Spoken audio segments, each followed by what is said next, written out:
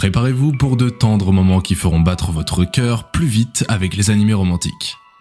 Ces animés étancheront votre soif de moments romantiques, d'amour fleurissant et de personnages attachants. Également, ces séries contiennent très souvent une petite touche de comédie et ou drame pour votre plus grand plaisir. Vous êtes prêts ? On y va. Numéro 1, Love Chunibyo and Other Delusions. Yuta Togashi est un jeune lycéen qui pendant ses années de collège souffrait de Chunibyo, syndrome du collégien de seconde année. Il faisait croire qu'il possédait des pouvoirs surnaturels et se faisait appeler Dark Flame Master, s'aliénant ainsi de ses camarades de classe. Trouvant son passé embarrassant, Yuta tente de commencer le lycée tranquillement en sachant qu'il ne croisera personne qu'il a connu au collège. Une tâche difficile puisqu'il fera la connaissance de Rika Takanashi, une lycéenne de sa classe qui connaît son passé et qui est très intéressée par Yuta puisqu'elle aussi est atteinte de Chunibyo. Numéro 2, Real Life. L'histoire tourne autour d'Arata Kaizaki, un homme âgé de 27 ans qui devient chômeur en quittant son emploi après seulement 3 mois de travail.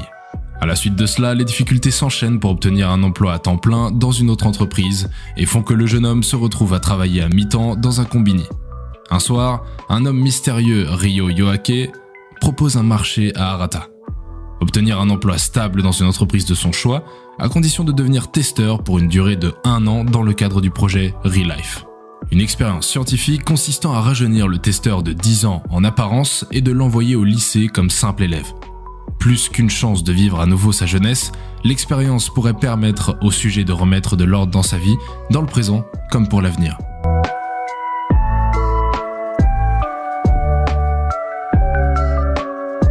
Numéro 3, Golden Time.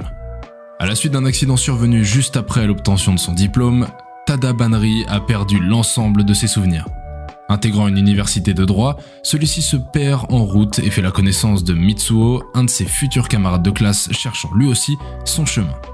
Se liant rapidement d'amitié, Mitsuo avoue avoir choisi cette université afin de fuir son ami d'enfance qui le harcèle en permanence tout en se proclamant être sa future femme. À peine a-t-il fini d'énoncer ses motivations que la jeune fille en question nommée Coco apparaît devant eux et lui annonce qu'où qu'il soit, elle restera près de lui. Se retrouvant au milieu de ce drôle de couple, Banri sympathisera rapidement avec Coco et aura du mal à voir Mitsuo délaisser totalement cette dernière. Alors qu'il essaiera d'aider Coco à être plus sociable, son propre passé reviendra doucement en surface. Numéro 4, Bakemonogatari. L'histoire de Bakemonogatari est centrée sur le personnage de Koyomi Araragi, un lycéen de terminale qui a été attaqué par un vampire, puis guéri peu avant le début de l'histoire. Celui-ci rencontre d'autres personnages atteints de maux paranormaux divers et leur vient en aide. Numéro 5, Quand Tagagi me taquine. La série suit le quotidien de Nishikata, un collégien exaspéré de subir les farces de sa camarade de classe Tagagi. Il se jure ainsi de faire un jour la même chose avec elle et de réussir à la taquiner.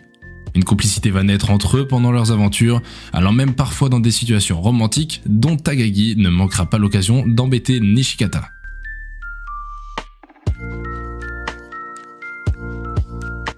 Numéro 6, Tsuki ga Kirei. Kotaro Azumi et Akane Mizuno entrent en classe de 3e au collège et sont camarades de classe pour la première fois. Ils sont chargés de l'équipement pour le festival sportif et se rapprochent lentement via Line. Avec leurs camarades de classe Shinatsu Nichio et Takumi Hira, ils établissent des relations basées sur la compréhension et les sentiments avec les autres étudiants. Au cours de leur dernière année de collège, leur groupe surpasse ses difficultés pour mûrir et prendre conscience des changements en eux-mêmes.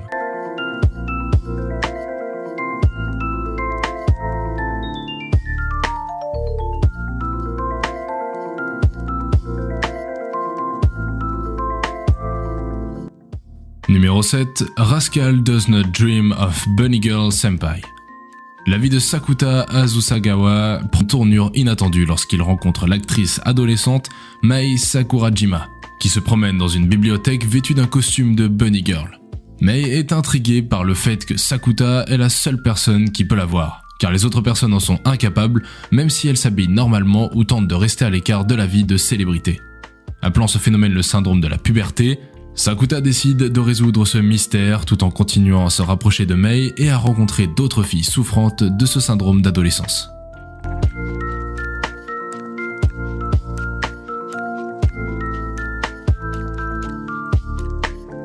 Numéro 8, Med-sama. Nous voici au lycée de Seika High, établissement de bas étage où les garçons forment 80% des effectifs. C'est dans cet univers très masculin qu'Ayuzawa Misaki, présidente du conseil des élèves, fait régner une discipline militaire. À force de travail et de détermination, ce petit brin de femme a su attirer le respect. Belle, énergique, intelligente, Misaki suscite l'admiration parmi les autres filles qu'elle ne manque jamais de défendre. En revanche, elle répand une terreur sacrée parmi les garçons qu'elle tient fort peu en estime. C'est particulièrement le cas de son rival masculin, le très calme et respecté Uzui Takumi. Éternel premier devant Misaki, Uzui provoque en plus des océans de larmes en rejetant sans faiblesse les filles qui se confessent à lui. Ce quotidien n'est qu'une facette de la vie de Misaki. Issue d'une famille pauvre, elle vit dans une maison délabrée en compagnie de sa mère infirmière et de sa petite sœur. Pour subvenir à leurs besoins, elle travaille donc à mi-temps comme maid dans un café. Pour ne pas écorner une réputation chèrement acquise, la jeune présidente tient à garder secrète cette double vie. Elle craint le pire lorsqu'Uzui la surprend à son travail. Mais contre toute attente, le jeune garçon révèle un intérêt pour Misaki qu'il décide de soutenir. Dans l'ombre de la rivalité va naître une certaine complicité. Numéro 9, Snow White with Red Hair. Shirayuki, une jeune herboriste, a la particularité d'avoir les cheveux rouges, ce qui attire bien des regards, dont celui du prince de son pays, Raji, qui veut en faire sa concubine. Bien décidée à prendre en main son destin, Shirayuki s'enfuit de son pays. En chemin, elle croise Zen, un jeune homme aux allures de vagabond qui est en fait un prince, et ses deux aides Kiki et Mitsuhide. Une étrange complicité va naître entre Shirayuki et Zen qui vont devoir traverser des épreuves incroyables.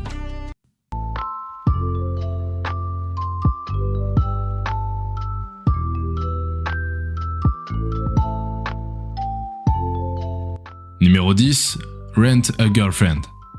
Kazuya Kinoshita est un étudiant à l'université, mais il se sent seul après que sa petite amie l'ait largué pour un autre alors qu'ils sortaient ensemble depuis un mois. Pour sortir de sa mélancolie, il se décide alors de faire appel au service de location de petite amie en utilisant Diamond, une application en tendance au Japon. Il fait ainsi la rencontre de Shizuru Mizuhara. Et à première vue, cette petite amie allouée, au beau visage et au comportement parfait, apparaît comme la petite amie idéale dont il a toujours rêvé. Cependant, parce qu'elle semble être trop parfaite et irréaliste, il reloue ses services pour cette fois-ci passer toute sa frustration à la rejeter. Mais Shizuru le réprimande pour cela et se révèle être plus mesquine que ce à quoi il s'attendait. Néanmoins, au beau milieu de leur querelle, Kazuya apprend que sa grand-mère Nagomi s'est évanouie et a dû être hospitalisée. En lui rendant visite à l'hôpital, il se montre prétentieux en présentant Shizuru comme sa petite amie. Kazuya continue de louer les services de Shizuru afin de garder les apparences avec sa famille et ses amis, mais les choses se compliquent quand il découvre qu'ils sont voisins de palier et fréquentent la même faculté. Plus tard, d'autres filles issues du monde de location de petite amie se joignent également à des rencontres et manifestent de l'intérêt pour Kazuya.